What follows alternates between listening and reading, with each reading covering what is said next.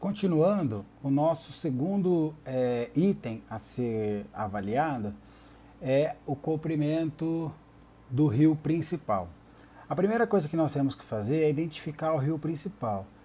Pela figura, me parece que este, aqui já está marcado, né? Mas este rio, começando aqui do estuário e indo até montante, ele me parece mais comprido do que esse outro rio, também começando lá do estuário e vindo até montante. Então, dessa confluência, me parece que esse trecho ele é mais comprido do que esse trecho. Bom, como que esse me parece eu posso tirar essa dúvida de fato? O que acontece? Nesse nosso caso, como o rio ele está em uma curva, né, os rios eles estão sendo apresentados em curva, nós teríamos que usar o planímetro, ou seja, nós viríamos aqui com aquele equipamento, colocaríamos aqui na nascente, zeraríamos o equipamento e iríamos andando por cima do rio, ou pelo cima do traçado do rio.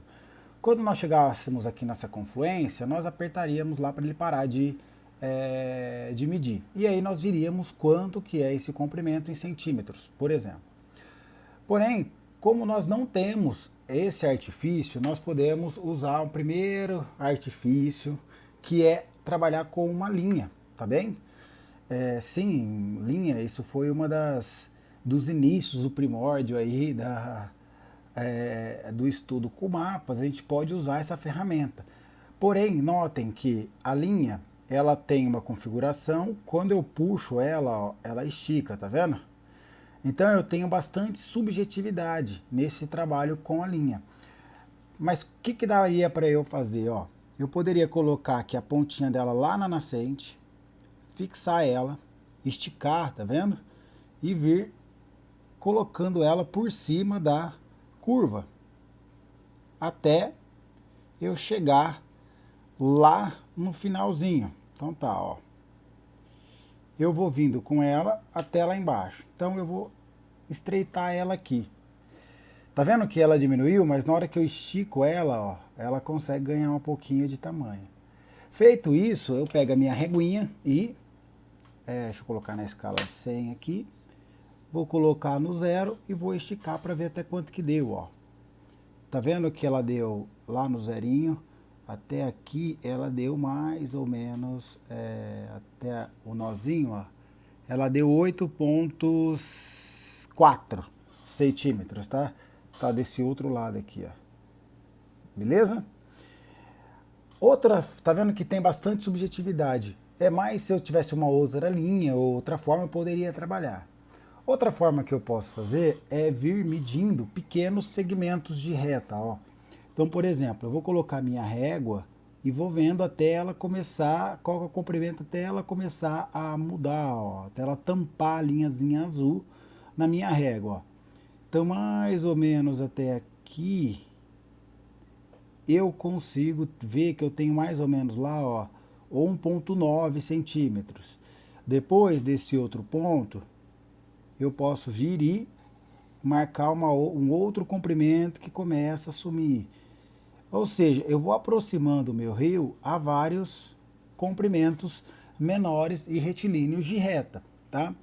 Também eu vou ter subjetividade, porque para mim eu posso estar considerando essa folga uma maior folga, uma menor folga, enfim, eu também vou criar problemas de subjetividade.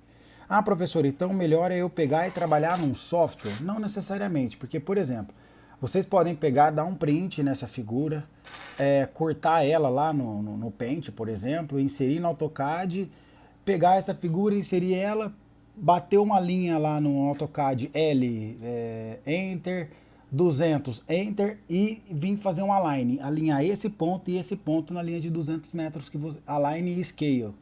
Ou seja, ele vai ficar alinhado e escalonado no tamanho. Só que quando eu for fazer o align, eu também teria uma subjetividade de olhar esse pontinho e esse pontinho, que vai ser diferente de mim, para vocês, para o seu amigo e assim por diante. Ou seja, independente da forma como a gente for medir o rio, nós teremos mais ou menos subjetividades, mas essa subjetividade ou esse erro nós acabaremos carregando, tá?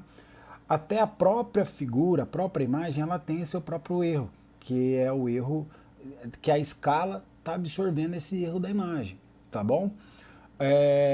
Que seria o seguinte, por exemplo, o rio de fato, o rio de fato ele está passando aqui, ou ele está passando um pouquinho para a esquerda, um pouquinho para a direita. Se eu der um zoom nessa figura, a própria linha tem uma espessura. Então, essa espessura da linha, ela também já tem um erro que está sendo absorvido dela. Enfim, então, mas de qualquer forma, tendo esses vários erros de graficismo ou esses erros das imagens, não quer dizer que então que a gente não vai ter um cuidado na hora que a gente estiver trabalhando com isso. Muito pelo contrário. Nós teremos sim um cuidado ainda mais especial nesse tipo de situação. Bom, vocês viram então que eu medi esse trecho do rio até essa confluência e deu mais ou menos 8,4. Dessa confluência até a nascente, eu já medi aqui para a direita e deu 6,6 centímetros. Então, de fato, meu rio principal é esse rio mais comprido em que eu coloquei esse pontilhadinho aí para mostrar em que ele é o rio principal. E fiz a medição dele com o auxílio da linha da nascente, percorrendo por todo cima dele até o eixutório.